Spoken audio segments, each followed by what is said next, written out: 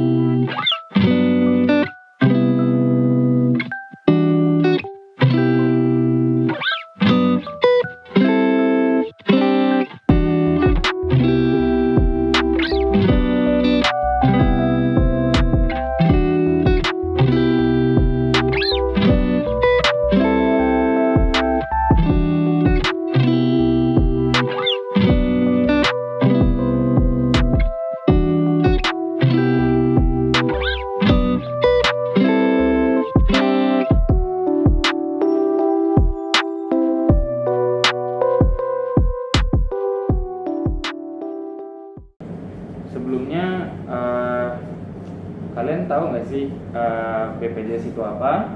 BPJS itu adalah Badan Penyelenggara Jaminan Sosial, di mana dia itu adalah badan hukum publik yang dibentuk untuk menyelenggarakan program jaminan kesehatan bagi seluruh masyarakat Indonesia. Betul banget. Fungsi dari BPJS sendiri ialah memberikan jaminan sosial kesehatan bagi para penggunanya dan menjamin akan mendapatkan hak dalam BPJS. Oke, sebelum kita lebih lanjut, kayaknya lebih asik kalau misalnya kita mengundang narasumber nih.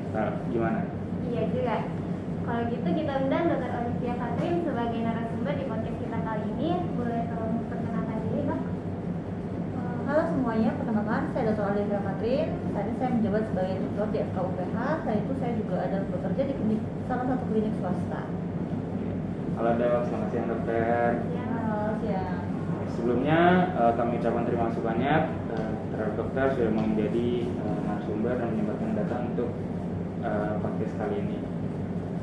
Untuk mengawali topik podcast kali ini, boleh diceritakan sedikit dok, apakah sistem BPJS diterapkan di tempat dokter bekerja?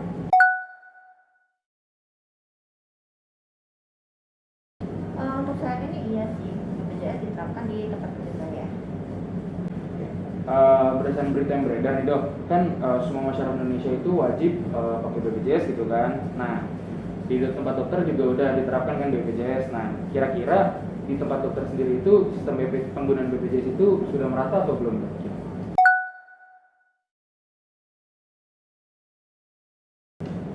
Untuk di klinik saya sih rata-rata emang pasiennya itu menggunakan BPJS sih.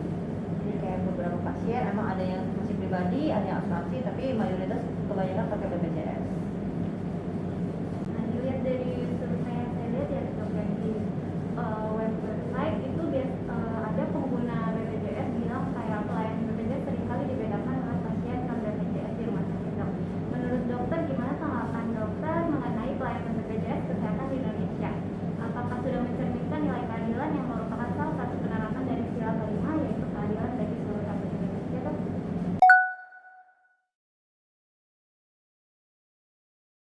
Oke, itu balik lagi sih sebenarnya tergantung dengan fasilitas kesehatan mana yang menyelenggarakan. Jadi kayak ada beberapa rumah sakit yang tidak membeda-bedakan untuk pasien mau asuransi, BPJS maupun pasien umum. Gitu. Kalau misalnya ada juga beberapa rumah sakit yang mungkin kesannya kayak menyepelekan atau menganggap pasien BPJS itu berbeda lah daripada pasien asuransi atau pasien umum lainnya. Cuman kalau sejauh saya yang saya ketahui sebenarnya sih BPJS itu baik sih, kayak berguna banget untuk kita karena nggak semua penyakit itu bisa di cover sama asuransi. Justru kayak penyakit kongenital dan penyakit-penyakit yang lain sebenarnya itu di cover sama BPJS. Jadi sebenarnya sih BPJS itu sangat baik, dan sebenarnya kalau misalnya orang-orang yang mau pakai BPJS dan semuanya kayak fasilitas-fasilitas yang mendukung juga bisa mendukung BPJS sih otomatis bakal kayak setara sih sebenarnya sama keadilan sosial. sosial gitu. Berarti bagus lah ya, karena ada BPJS itu kan jadi bisa nge-cover, saling cover juga. Kalau yang asuransi nggak bisa, BPJS bisa cover gitu dok ya. Ya, jadi kayak semua orang tuh bisa berobat. Jadi sekarang bukan yang beruang doang yang bisa berobat, tapi kayak semua orang tuh bisa berobat sebenarnya. Kita udah ngomongin BPJS tadi. Kalau misalkan pandangan dokter sendiri nih, kan dulu dokter sempat menangani pasien BPJS kan ya dok ya. Kira-kira ada pengalaman baik atau pengalaman buruk gitu dok yang selama menjalani pasien BPJS?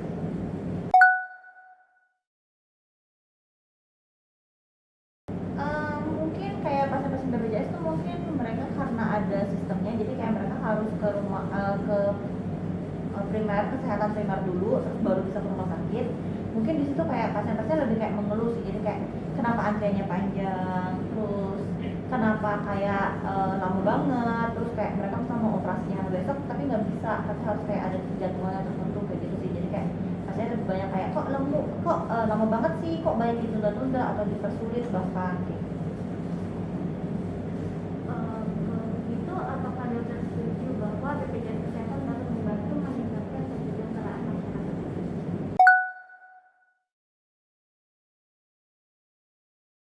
Kalau dari saya pribadi sih saya setuju sih. Berarti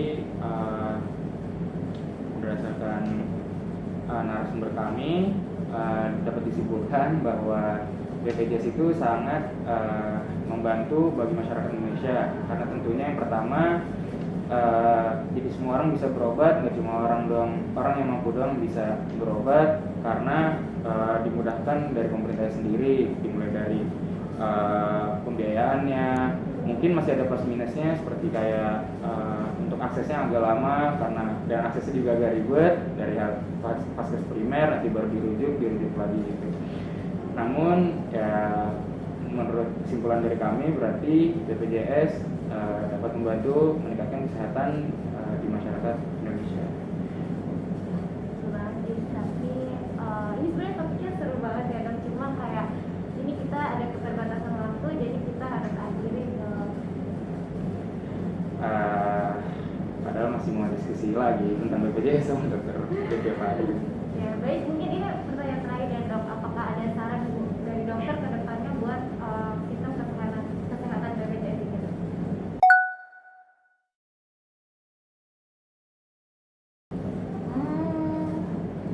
Sarannya ya lebih ditingkatin aja sih, kayak prosesnya mungkin kayak penyebaran dokternya atau kayak prosesnya bakal dibuat lebih gampang gitu aja sih. Sama mungkin kayak ya pelayanannya mungkin bisa ditingkatkan lah buat pasien mau BPJS maupun umum disetarakan.